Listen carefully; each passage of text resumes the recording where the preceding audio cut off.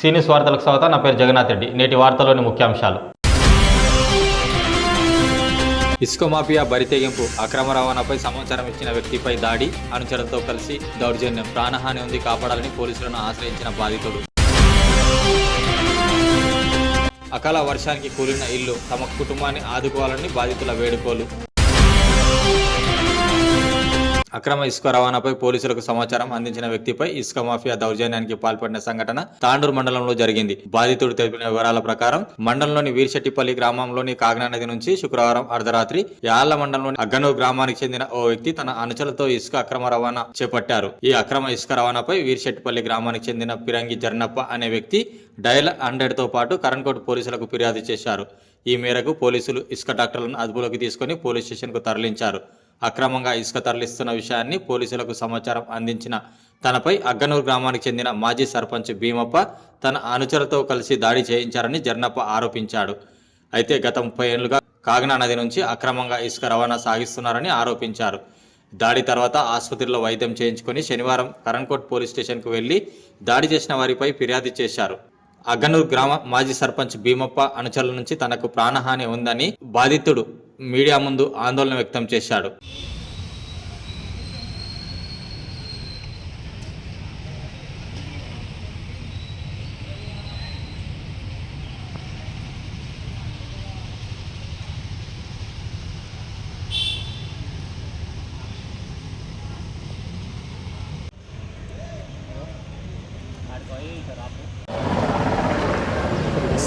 పిరంగి జర్నప్రసాద్ నా పేరు. వీర్శెట్టిపల్లి గ్రామం, తాండూరు మండలం.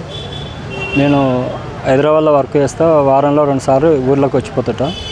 అయితే మొన్న మా రాత్రి ఉసుక నడుస్తుందని ఊళ్ళో 100కి ఫోన్ చేసినాం. 100 రెస్పాన్స్ కాకపోతే కర్ణకోట పిఎస్కి ఫోన్ చేసినాం. కర్ణకోట పిఎస్కి ఫోన్ చేస్తే వాళ్ళు జవాన్లు వచ్చారు. జవాన్లతో పాటు నేను ఉసుకలకు పోయినా. ఉసుకలకు పోతే కానిస్టేబుల్ అని వెళ్ళిపోయేదికి వెళ్ళి మళ్ళీ లొల్లీలు అవుతాయి అన్నందుకు నేను ఆడికి వెళ్ళిపోయినా. ఆ తర్వాత ట్రాక్టర్ పట్టుకున్నందుకు భీమప్పతో పాటు డ్రైవర్లు లేబర్లు వచ్చి మా ఇంటికి పోయారు. నేను బయట దాక్కుని పోయినారు కదా అని ఊళ్ళోకి పోతే నన్ను బస్టాండ్ కాడ పట్టుకొని కొట్టుకుంటా వాళ్ళ ట్రాక్టర్ దగ్గర తీసుకెళ్ళిండు. లేకపోతే ట్రాక్టర్ ఇడిపిస్తావా చచ్చిపోతా అని కూడా బెదిరించిండు. నాకు ప్రాణహాని ఉన్నది. నేను ప్రజానాయకుని వీర్శెట్టిపల్లి లోపల ప్రజానాయకుడి పైన దాడి చేసినారు. మరంటే మా గ్రామం సంబంధించిన విద్యార్థులు కూడా అగ్గనూరు చదువుతున్నారు. నీ పిల్లల మొత్తం టీసీలు ఇచ్చి పంపిస్తా, నా ఉసుక ట్రాక్టర్ నడవనియకపోతే అని అట్లా కూడా బెదిరించిండు. మాకు కూడా 2 పిల్లలు ఉన్నారు సార్. నాకు భీమంతో ప్రాణహాని ఉన్నది. ఎప్పుడు ఏం చేసేది తెలియదు. చంపేస్తాను కూడా నాకు బెదిరిస్తున్నాడు. వేరే వాళ్ళు కూడా ఫోన్లు చేస్తున్నారు కానీ నేను ఎవరు ఫోన్లు లేపుతలేను. పిఎస్లో కంప్లీట్ ఇచ్చినందుకు నాకు ఊళ్ళోకి వచ్చిన తర్వాత ఎస్ఐ కూడా లేదు బాయ్ ఇక్కడ ఉండొద్దు, నీకు మళ్ళీ ఏమైనా చేయగలరు, నువ్వు పిఎస్ నడవని పిఎస్కి వాళ్ళ రక్షకులా తీసుకొని వచ్చారు.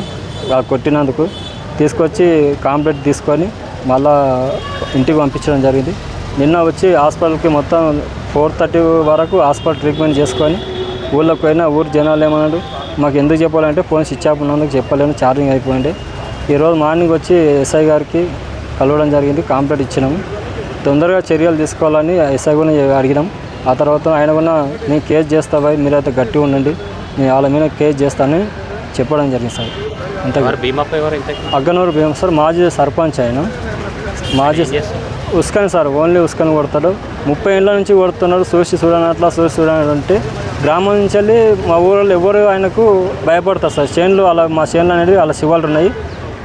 శివాలు ఉన్నందుకు కొడతారు కదా, మా చేనులు కోసుకుపోతారు కానీ మా ఊళ్ళో భయపడుతున్నారు సార్. డయల్ 100కి నువ్వే ఇన్ఫర్మేషన్ ఇచ్చినా అని వాళ్ళకి ఎట్లా తెలిసింది?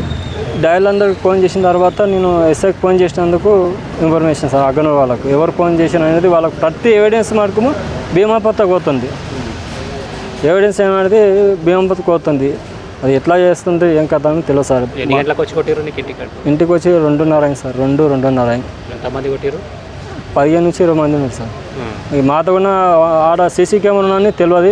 గ్రామ పంచాయతీలో సీసీ కెమెరా ఉన్నది. ఆ సీసీ కెమెరా ఈరోజు వచ్చిండు ఆయన. అది పాస్వర్డ్ ఉన్నందుకు కానిస్టేబుల్ చూసి బాగాసేపు తిప్పలాడారు, రాలేదు తేనికి. ఇక ఒక ఎస్ఐ సార్ ఏమని మనిషి పంపిస్తా కనిపిస్తుంది అట్లా కొట్టింది. అది చాలా చేసి కూడా 2 నెలలు అయింది. అది 2 నెలలు అయింది చాలా చేసి. అది దాని నుంచి అయితే భీమాపై ఏంది అనేది వీడియోలు మీకు దగ్గరికి వస్తే కూడా మీరు కూడా అది చూస్తే భీమాపై ఎసడు మనిషి ఏం కథ రౌడీజం ఇంత చేస్తున్నా అనేది కూడా మీరు కూడా చూసి అవాకవుతారు. అందులో ఊళ్ళో కూడా ఆ రోజు భయాందోళన జరిగింది. ఏంది ఇంత మంది వచ్చి జర్నాపకి ఏం చేస్తారు అని అందరు భయపడి నడుస్తుంది ఊర్లో ఇది? ఇది ప్రతి సమ్మర్ నడుస్తుంది సార్. ప్రతి సమ్మర్ వర్షాలు పడ్డాయంటే రారు, వర్షాలు పడకపోతే మొత్తం వర్షాలు పడిన దినాలు మధ్యలోకి బాటున్నాం అనమాట. మా వాళ్ళ చేనులకి వెళ్ళి చివరి ఏమో చేనులు అతలున్నాయి, వాగేమో మాకున్నది. ఇక మీదెందుకు మాదున్న మా చివరి కింద మేము కొట్టుకుతామని ఇది చాలా రోజులు నడిపిస్తున్నాం సార్. ఇక అది ప్రభుత్వం నుంచి ఎమ్మెల్యే గారికి కూడా నేను వేరే వాళ్ళ నుంచి ఫోన్ చేసి మాట్లాడినా. ఆయన మీటింగ్లో ఈరోజు అసెంబ్లీ నడుస్తుంది కాబట్టి రేపు కలుపుతాం పోయి రేపు కలుస్తామని చెప్పారు. అంతే సార్. వికారాబాద్ జిల్లా తాండూరు నియోజకవర్గం బషీరాబాద్ మండల పరిధిలోని జీవన్గి గ్రామంలో శుక్రవారం రాత్రి కురిసిన అకాల వర్షానికి ఓ ఇల్లు కూలిపోయింది. ఇంటికి సంబంధించిన ఓ వైపు గోడ మాత్రమే కూలిపోవడంతో పెను ప్రమాదం తప్పింది.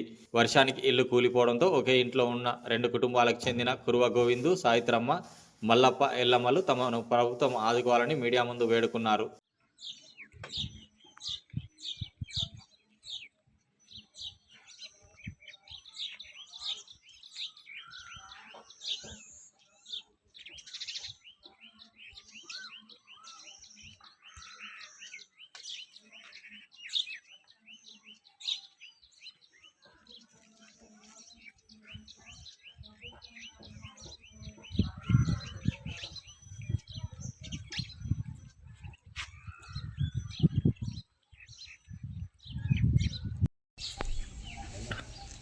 కూలీనాలే చేసుకొని బతుకుతాము, మాకు ఎవరన్నా సాయం చేయండి.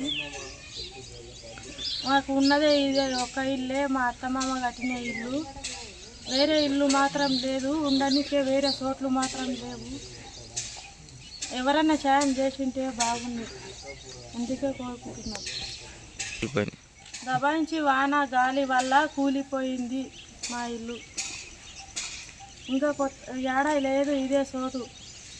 ప్రభుత్వం ఎవరన్నా సాయం చేయండి, కట్టుకుందామంటే డబ్బులు కన్నా లేవు మా దగ్గర. కూలి నాలే చేసి బతుకుతాము, ఇంట్లోనన్నా వంట చేసుకొని తిన్నికి ఇల్లు ఉండాలి కదా. ఇల్లు లేదు, ఏం లేదు మా దగ్గర, బతుకుతాము. నేటి వార్తలు ఇంతటితో సమాప్తం. తిరిగి వచ్చే బులెటిన్లో మళ్ళీ కలుద్దాం. అంతవరకు సెలవు. నమస్కారం.